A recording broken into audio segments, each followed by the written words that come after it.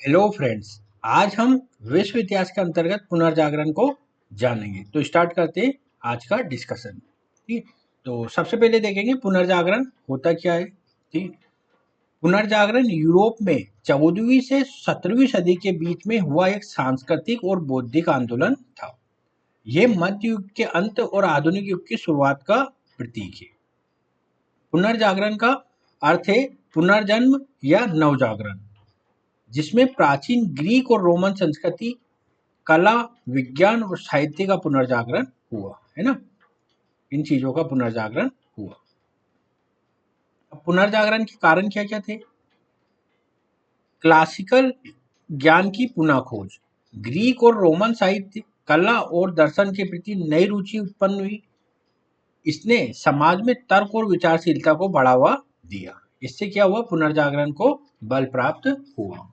व्यापार और आर्थिक समृद्धि, व्यापार के विकास और नए मार्गों की खोज के कारण यूरोप के कई शहर, विशेष रूप से इटली के फ्लोरेंस, वेनिस, जेनेवा धनी हो गए, है ना। ये जो शहर थे अमीर हो गए। इस धन ने कला, विज्ञान, शिक्षा में निवेश को बढ़ावा प्रदान किया। मुद्रण कला का विकास, है ना, मतलब प्रिंटिंग प्रेस का आविष्कार। जोहान्स गुटेनबर्ग द्वारा मुद्रण कला के आविष्कार ने पुस्तकों और ज्ञान के प्रसार को आसान बना दिया, जिससे शिक्षा और विचारों का तेजी से प्रसार हुआ, है ना। अर्थात मतलब क्या, प्रिंटिंग प्रेस से क्या हुआ कि लोगों को अपने विचार व्यक्त करने और सूचनाओं के आदान प्रदान करने में आसानी होने लगी। इससे क्या हुआ, पुनर्जागरण को बढ़ावा प्राप्त हुआ। धार्मिक पुनः प्रवर्तन, कैथोलिक चर्च के प्रभुत्व को चुनौती देते हुए समाज में धर्म को पुनः परिभाषित करने की प्रवृत्ति बढ़ी। यह सुधार आंदोलनों का भी कारण बना। क्या होता था कि पहले इस्लाम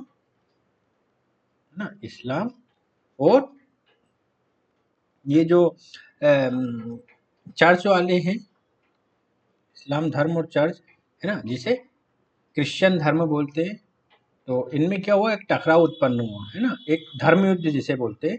इसमें क्या हो गया, इस्लाम वाले लोगों की विजय हो गई, तो इसमें चर्च की सत्ता पर सवाल उठने लगे। इसी क्रम में क्या हुआ, तर्क को या विचारशीलता को बढ़ावा दिया जाने लगा ना। इससे पुनर्जागरण का आधार तैयार हुआ। मानववाद पुनर्जागरण का एक प्रमुख सिद्धांत था, जिसमें मानव जीवन, अनुभव और व्यक्तित्व को महत्व दिया गया।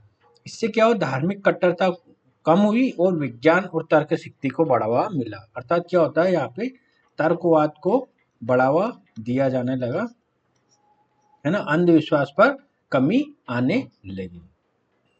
नई खोजें और आविष्कार, वैज्ञानिक खोजों और आविष्कारों ने लोगों को सोचने और समझने के तरीकों में क्रांति ला दी। जैसे कोपरनिकस की सौरमंडल की नई धारणाएं, गैलीलियो की खगोलीय खोजें और लियोनार्डो दा विंची की तकनीकी आविष्कार। इन चीजों ने क्या करा, लोगों को सोचने समझने और तर्क शक्ति पर बढ़ावा देने के लिए विवश किया। इससे पुनर्जागरण का आधार तैयार हुआ। राजनीतिक स्थिरता, कई यूरोपीय देशों में राजनीतिक स्थिरता और एकजुटता ने भी पुनर्जागरण के विकास में मदद की। इसने कला और विज्ञान के विकास के लिए एक स्थिर वातावरण प्रदान किया। इससे पुनर्जागरण का आधार तैयार हुआ। निष्कर्ष क्या लिख सकते हैं हम, पुनर्जागरण एक समग्र सांस्कृतिक पुनर्जन्म था, जिसने पूरे यूरोप को बदल दिया।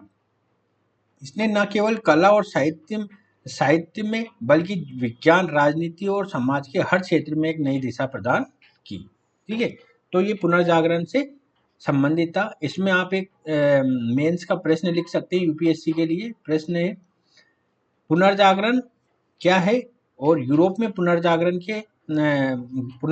के प्रमुख कारण कौन कौन से थे, ये आप लिख सकते हैं। अगले वाले वीडियो में हम प्रबोधन इनलाइटमेंट बोलते हैं, प्रबोधन के बारे में जानेंगे। रूसो, वाल्टेयर, है ना, मोंटेस्क्यू के बारे में भी हम जानेंगे। तो आज का वीडियो ही समाप्त करते हैं, तब तक के लिए नमस्कार।